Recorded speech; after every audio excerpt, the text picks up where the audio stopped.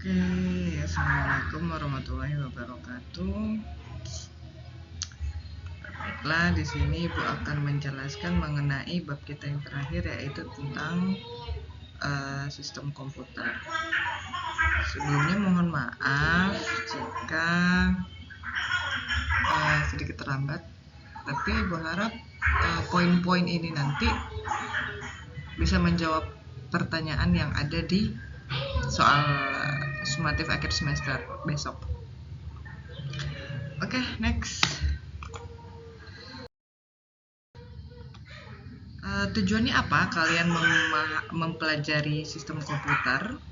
Diharapkan kalian itu mampu menjelaskan, minimal menjelaskan peran sistem operasi pada komputer, cara kerjanya komputer ketika komputer itu memproses data, kemudian apa sih yang terjadi di dalam komputer itu, apa sih yang terjadi antara perangkat keras, perangkat lunak, dan kita sendiri sebagai pengguna. Diharapkan kalian mampu menjelaskan itu. Oke, lanjut ya.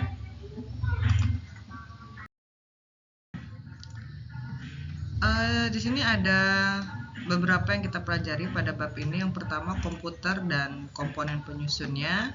Kemudian interaksi manusia dan komputer. Yang ketiga, kolaborasi dalam sistem komputer.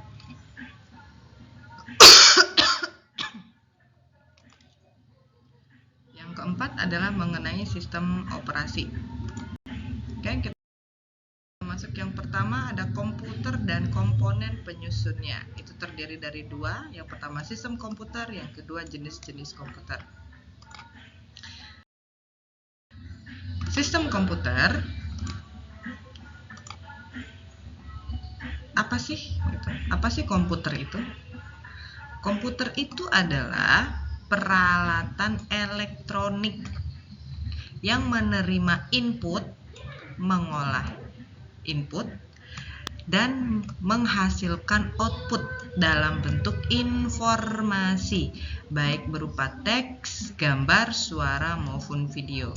Jadi di sini data itu bisa berupa apa aja ya guys? Bisa berupa simbol, angka, pokoknya sesuatu yang mentah, ketika kita olah akan menjadikan informasi. Informasi itu ya tergantung kalian nanti yang kalian butuhkan apa.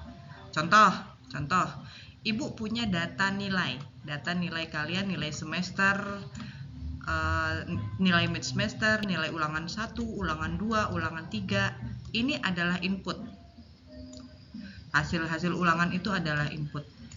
Terus Ibu proses dengan menggunakan rumus yang sudah ditentukan sama sekolah, akhirnya mengeluarkan informasi. Apa informasinya? Nilai rapot, seperti itu. Jadi komputer sendiri adalah peralatan elektronik yang menerima masukan data, mengolah data, dan memberikan keluaran atau output yang berupa informasi dalam teks, gambar, suara, maupun video. Ini contohnya di sini, ini adalah alat input. Alat input itu macam-macam ya.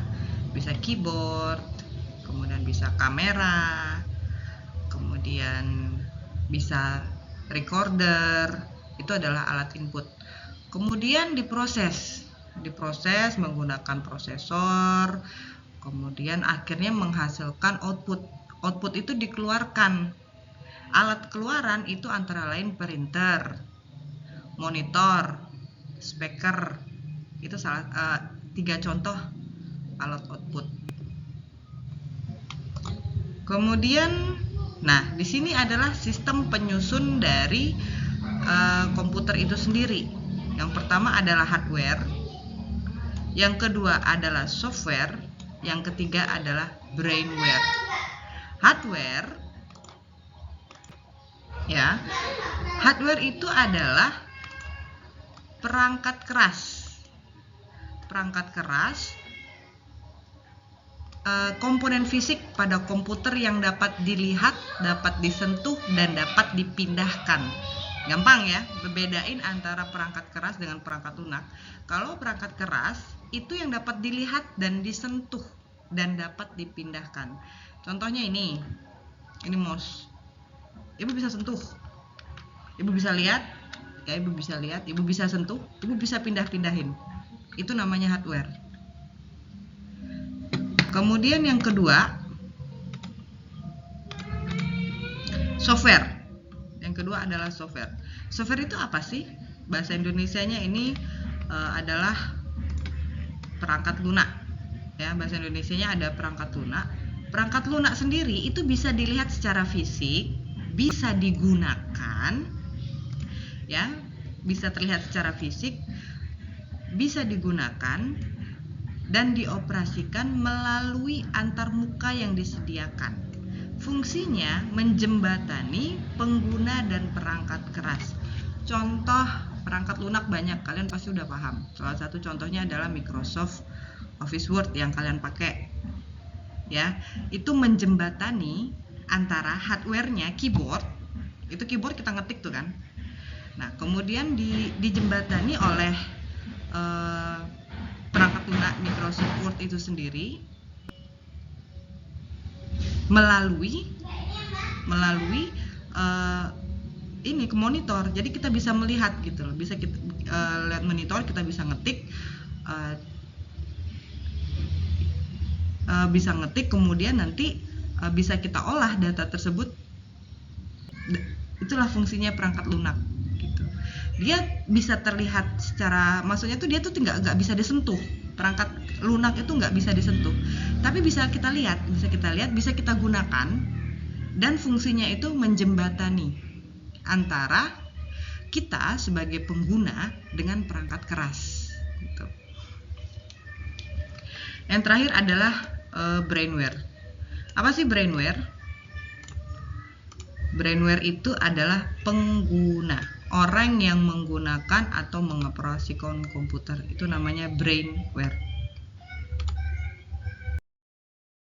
Oke, lanjut. Yang kedua adalah jenis-jenis komputer. Jenis komputer yang pertama adalah mikrokomputer.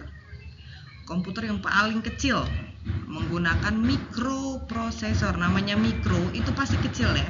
Jadi prosesornya tuh kecil banget, sebagai CPU. Contoh konsol game. Konsol game itu apa sih? Kayak Xbox ya. Kalau di Microsoft tuh ada Xbox, PS, PlayStation itu. Kemudian contohnya lagi smartphone. HP kalian itu adalah komputer kecil. Di HP kalian bisa ngedit video nggak? Bisa kan? Kalian bisa ngetik nggak di HP kalian? Bisa kan? Nah, itu adalah contoh komputer paling kecil. Kemudian yang terakhir adalah tablet, yang lebih besar dari komputer, yang lebih besar dari HP kalian, tapi lebih kecil lagi dari laptop atau komputer. Itu yang pertama adalah mikrokomputer. Yang kedua adalah PC atau personal komputer. Memiliki ukuran yang lebih besar dari mikrokomputer dan memiliki kemampuan penyimpanan dan pengolahan data yang lebih besar dibandingkan dengan mikrokomputer. Dibuat untuk penggunaan personal. Jadi PC sendiri itu lebih besar dari HP kalian. PC atau laptop itu tentu ya lebih besar dari HP ya. Karena apa? Karena dia di sini memiliki kemampuan penyimpanan data yang lebih besar. Kalau HP kalian itu misalkan maksimal berapa di HP kalian, 64 GB misalkan. Tapi kalau di komputer sendiri itu bisa sampai dengan 1 terabyte atau 1000 GB. Dan PC sendiri pengolahan datanya itu lebih besar dibandingkan dengan komputer mikro atau dengan HP kalian. Contoh aja kalau yang suka ngedit video ya, ngedit video di laptop dengan ngedit video di handphone itu beda banget. Kalau di handphone itu bisa cuman bisa kecil gitu ya, dengan resolusi yang kecil. Tapi kalau di laptop itu kita ambil video dengan menggunakan kamera DSLR, kemudian kita edit di laptop, itu lebih memungkinkan gitu. Sedangkan kalau kita ngambil kamera DSLR, kita edit di HP, di smartphone kalian, itu mungkin akan lemot, akan lelet banget, karena memang kemampuannya berbeda. Kemudian next, yang ketiga adalah mini PC. Mini PC adalah komputer peralihan dari komputer personal ke komputer mini yang dipakai industri. Biasanya dipakai untuk industri kecil atau personal, untuk keperluan profesional atau industri kecil. Contoh mini PC, kalau kalian pernah ke JNT atau JNE, itu mereka punya komputer, ada layar laptop, ada layar monitor, kemudian di bawahnya itu kayak ada kotak kecil. Nah, itu adalah prosesornya, dan mini dipakai untuk industri kecil. JNT kalau di cabang di kita itu kan kecil ya, dan itu untuk keperluan profesional atau industri kecil itu tadi. Contohnya di situ. Di JNT itu kalau kalian di kasirnya atau di tempat mengirim barang itu ada komputer kecil gitu. Nah, itu contoh mini PC. Komputer mainframe berukuran lebih besar dibandingkan dengan komputer kita, komputer yang mini PC, personal, dan mikro, dan biasanya digunakan oleh perusahaan-perusahaan besar sebagai server. Kemudian superkomputer. Superkomputer memiliki ukuran yang lebih besar dari komputer lain ya, komputer di atasnya, dan memiliki kemampuan yang super untuk pengolahan data dan kinerja yang paling kuat. Superkomputer memiliki kemampuan untuk melakukan triliun perintah ya, atau instruksi dalam yang dapat dihitung. Jadi sekalinya mereka melakukan, sekalinya kita tuh ngasih perintah gitu, kita bisa memberikan perintah secara triliunan. Di sini yang pakai superkomputer itu kayak Google ya, Google, kemudian yang perusahaan-perusahaan besar deh, Gojek itu udah mulai pakai, dan lain sebagainya. Oke, kemudian kita lanjut ke yang part 2, interaksi manusia dan komputer. Interaksi manusia dan komputer. Maksudnya apa sih, Bu, interaksi? Apakah kita ngobrol dengan komputer? Apakah kita manusia itu ngobrol dengan komputer? Ya nggak gitu juga, tapi maksudnya itu bagaimana sih kita tuh menggunakan komputer itu, bagaimana sih kita tuh dapat menggunakan komputer itu biar komputer itu jalan, biar dia menuruti apa yang kita ingini gitu kan. Interaksi manusia komputer dan komputer itu seperti itu. Jadi di sini ada 1, 2, 3, 4, 5. Ada 5 cara agar manusia itu bisa berinteraksi dengan komputer. Yang pertama adalah GUI, Graphical User Interface, merupakan antarmuka yang menggunakan menu grafik untuk memudahkan pengguna berinteraksi dengan komputer. GUI merupakan antarmuka pada sistem operasi komputer yang menggunakan menu grafis. Contohnya yang seperti di handphone kalian itu. Di handphone kalian itu kan kayak ada begini ya, ada menu-menu begini nih. Nah, menu-menu begini itu, ini yang namanya menggunakan grafik, karena ketika kita klik, misalkan kita klik satu, ini kan grafik itu kan kayak gambar gitu, ya kan? Kita klik satu, tek gitu, udah muncul gitu kan. Kita klik lagi, muncul lagi gitu. Nah, ini salah satu contoh grafik ya, penggunaan grafik, interaksi manusia dan komputer dengan menggunakan GUI, dengan menggunakan menu grafik. Kemudian yang kedua, antarmuka berbasis perintah. atau CLI, Command Line Interface, merupakan tipe antarmuka melalui teks terminal. Pengguna menjalankan perintah dan program di sistem operasi tersebut dengan cara mengetikkan baris-baris tertentu. Ya, jadi kita tuh ngetik. Jadi kalau misalkan kita pengen buka folder, itu kita ngetik open directory, enter. Jadi contohnya kalau kalian pernah ngelihat film-film kayak hacker gitu kan, mereka ngetik pada layar komputernya hitam, ketikannya warna hijau gitu. Kalau dia mau ngapain gitu, kalau dia mau nyerang orang, itu semuanya diketik. Nah, itulah yang namanya command line interface. Jadi kita memerintah komputer itu dengan menggunakan ketikan, dengan menggunakan papan keyboard. Kemudian melalui suara. Cara manusia berinteraksi dengan komputer yaitu melalui suara atau audio. Antarmuka menggunakan suara memungkinkan pengguna mengucapkan sesuatu dan hasilnya akan direkam dalam bentuk format audio. Antarmuka ini hanya memungkinkan jika perangkat keras menyediakan perekam suara dan melalui aplikasi. Contohnya udah tahu dong. Contoh melalui suara. Sering waktu SMP, waktu kalian masih daring gitu ya, nyari tugas, tinggal diketik tinggal bilang hello Google, muncul kan. Habis itu kalian baca soal deh, apa yang dimaksud dengan sistem operasi. Baru nanti Google-nya sendiri menjalankan perintah yang kalian masukkan. Itu contohnya. Kemudian melalui gambar atau video. Antarmuka menggunakan gambar hanya dimungkinkan jika perangkat keras menyediakan kamera. Kamera akan merekam gambar dan melalui aplikasi akan menyimpan gambar dalam format video.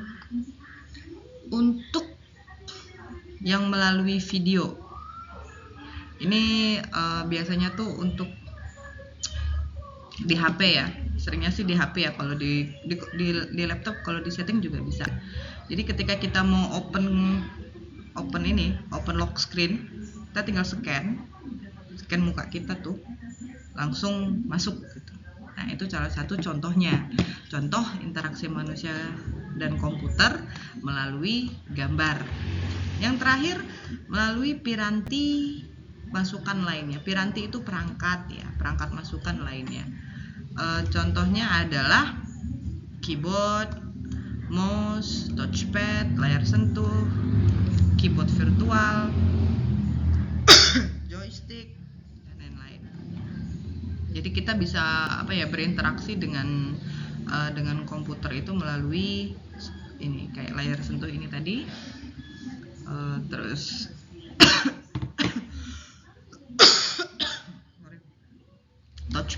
touchpad itu yang ada di keyboard, yang ada di laptop yang bagian tengah-tengah itu touchpad, mouse, joystick untuk main PS dan lain-lain.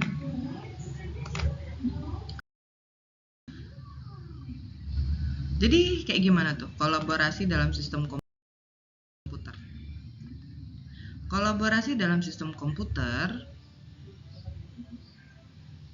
ya, perangkat keras hardware itu berkolaborasi dengan perangkat lunak atau aplikasi melalui sistem operasi. Sistem operasi pun berkolaborasi dengan aplikasi untuk berinteraksi dengan pengguna. Jadi ketika perangkat keras, perangkat lunak, sistem operasi, aplikasi itu berkolaborasi menghasilkan sebuah sistem komputasi yang akan bermanfaat bagi pengguna. Begitu. Jadi perangkat keras aja, kita punya perangkat keras, kita punya laptop, tapi belum diapa-apain, belum diinstal Windows, yang nggak jalan, nggak bisa ngapa-ngapain kamu. Kamu punya perangkat keras, punya sistem operasi, kemudian punya perangkat lunak tapi tidak memiliki perangkat lunak aplikasi. Kayak kalian mau ngetik, ada tuh yang malam-malam chatting ibu ini gimana, kok aku nggak bisa ngetik, wordnya nggak ada, sama aja bohong kan? Jadi semuanya itu perangkat keras, perangkat lunak, sistem operasi itu kolaborasi yang akhirnya menjadikan itu sebuah sistem yang mana sistem itu akan bermanfaat bagi kamu. Kamu punya HP nih, HP canggih, HP ini perangkat keras, tapi di dalamnya nggak ada Androidnya, sama aja bohong, mati dia, nggak bisa ngapa-ngapain. Kemudian HP-nya udah bisa nyala, bisa digunakan, udah ada Androidnya. Tapi ketika kalian mau edit video, nggak ada CapCut-nya, nggak ada capcutnya kalau kalian bilang kan. Gimana kalian mau edit video? Nah, gitulah kira-kira. Jadi perangkat keras, kita punya perangkat lunak, kita punya sistem operasi, dan kita sebagai pengguna itu bisa berinteraksi dengan mereka gitu, dan itu akan menghasilkan sebuah sistem yang bermanfaat bagi kita sendiri. Next. Oke.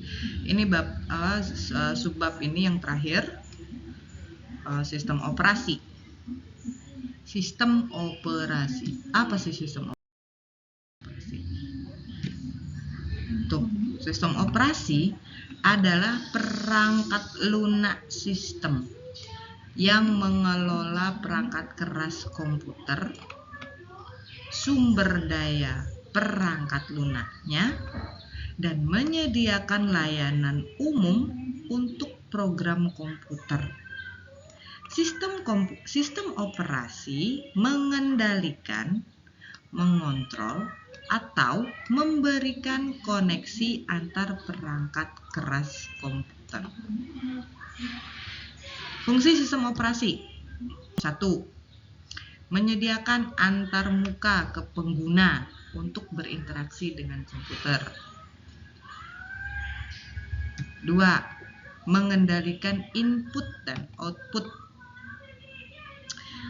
Menyediakan antarmuka untuk berinteraksi dengan komputer, ya. Ketika kita punya komputer, kita install Windows, kita udah bisa tuh pakai komputer itu. Kemudian mengendalikan input dan output. Di sini ketika kita mau install, apa yang boleh diinstal, apa yang nggak boleh diinstal gitu kan. Apa yang kita mau masukkan, apa yang akan menjadi keluaran, itu kita bisa mengendalikannya melalui sistem operasi ini. Bisa kita setting melalui sistem operasi ini. Contohnya, apa yang kita maksudnya mengendalikan output tuh kayak gimana? Mengendalikan output itu kayak di lab yang pakai komputer hitam-hitam banyak ya kan, komputer hitam itu ketika kalian nyalain kadang terpampang nyata foto teman-teman kalian yang narsis gitu kan. Nah, itu salah satu mereka mengendalikan output itu tadi, yang backgroundnya menjadi foto teman kalian, itu dengan menggunakan sistem operasi. Kemudian mengelola perangkat keras dan periferal. Perangkat keras dikelola, ya mau install apa enggak. Kalau kita mau ngeprint, diinstal dulu printernya gitu kan. Kemudian kita punya modem, mau pakai modem, diinstal pula modemnya gitu. Kemudian mengelola pemuatan perangkat lunak dan menjalankan perangkat lunak. Mengelola file, copy, save, sort, delete, dan lain-lain. Di dalam sistem operasi itu kalian bisa ngatur.